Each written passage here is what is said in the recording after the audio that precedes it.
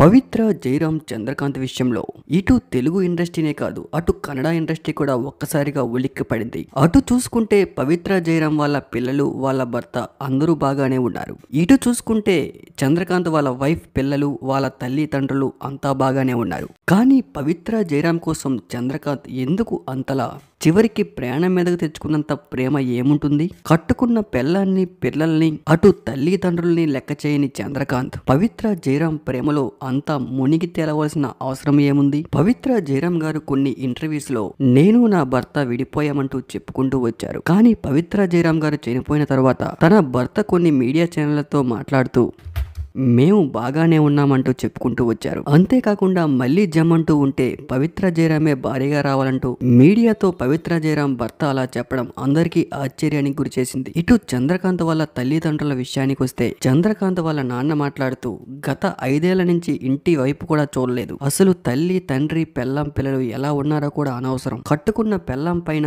కన్న పిల్లల పైన లేని ప్రేమ పవిత్ర, జయరాం పై అంతా ఎందుకు వచ్చింది? చంద్రకాంత్ వైఫ్ మాట్లాడుతూ నా భర్తకు ఆమె ఏదో మాయ చేసింది, ఏదో మందు పెట్టింది అన్నట్లుగా అటువైపు చంద్రకాంత్ వైఫ్ మాట్లాడుతూ ఎమోషనల్ అయ్యారు. ఫుల్ గా తాగేసి వచ్చి ఇంట్లో కూర్చొని నా ఎదురుగే తనతో వీడియో కాల్ మాట్లాడి నన్ను చిత్ర హింసలు పెట్టేవాడంటూ ఇటు చంద్రకాంత్ వైఫ్ మాట్లాడుతూ ఎమోషనల్ అయ్యారు. చంద్రకాంత్ చనిపోయే ముందు కూడా పిచ్చి పిచ్చిగా ప్రవర్తించాడని వాళ్ళ నాన్నగారు చెప్పుకుంటూ వచ్చారు.